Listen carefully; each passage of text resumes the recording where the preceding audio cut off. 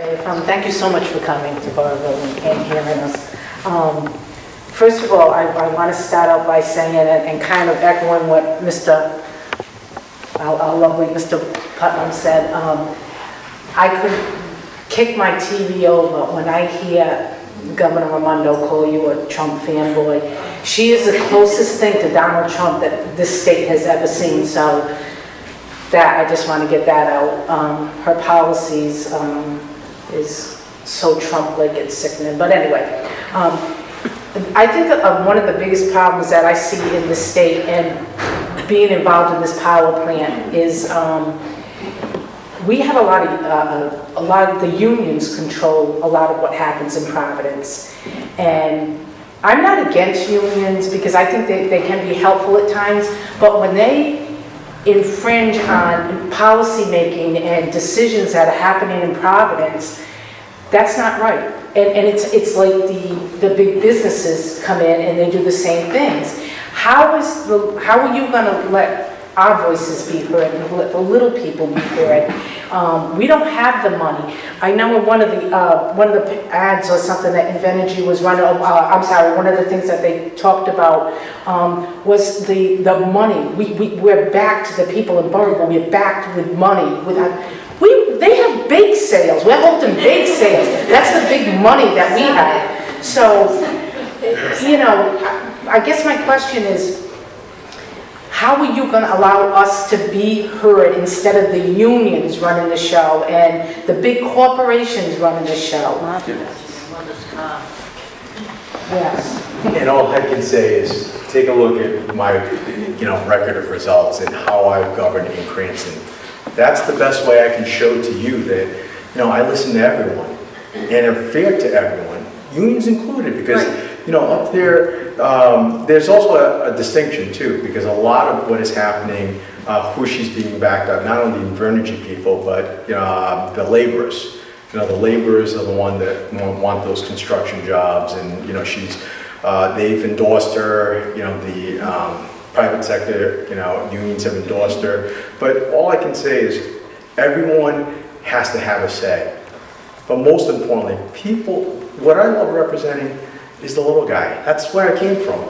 I never came from a place of privilege, and that's why, the experiences that I've had in my life guide who I am, what I've done in Cranston. And that's how I've always done it, listening.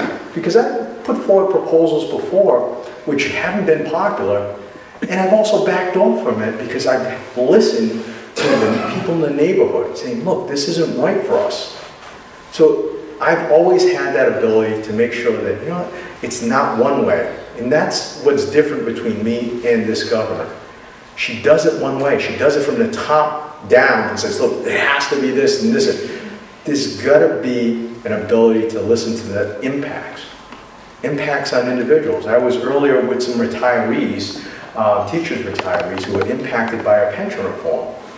And what was remarkably different versus, Cranston had one of the worst pension plans, locally administered pension plans in the state.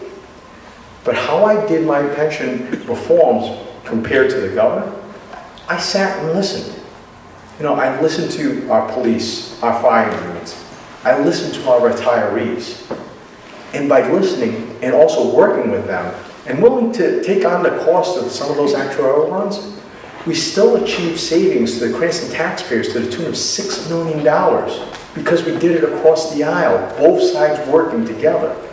We can do it the right way if we have a leader that's up there willing to have a productive dialogue and listening to one another, but most importantly, not being afraid to say, what?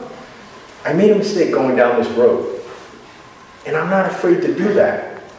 And that's how I can assure to you that my track record in Cranston has always been about making sure we take care of everyone, but especially the ones that don't have the dollars. And that is what is going to be critically important in this election, because all of us, the native Rhode Islanders, that, like you said, the bake sales, the car washes, everything that you've had to raise to fight this fight, that's how I grew up. We don't have a voice. We Right. don't have a voice. Like I said, they're holding bake sales and things like that with car shows. They just ran a car show. we shouldn't have to do this. We're Rhode Islanders. We should have a say in what's happening in our town, and we don't, and this is what's frustrating. And one of the things that I will commit to, that energy study, we've got to have at least a public, someone local in any of those decisions that they're doing. It's wrong that that panel is made up the way it is, a lot of her appointees. So wherever I can, especially on boards and commissions, I want to put a public member that's like us. That's important, not only just there, but every single board and commission. I want to give someone, who's not a $1,000 donor, and we've seen that with this governor. It's about who can raise the money, who can line the pockets. I want the average person, many of us in this room who are working hard, sometimes 2 jobs, still going to school at night or whatever we're facing, to still have that opportunity to sit on that board and have a say for all of us. Well, we'll have a big say for you.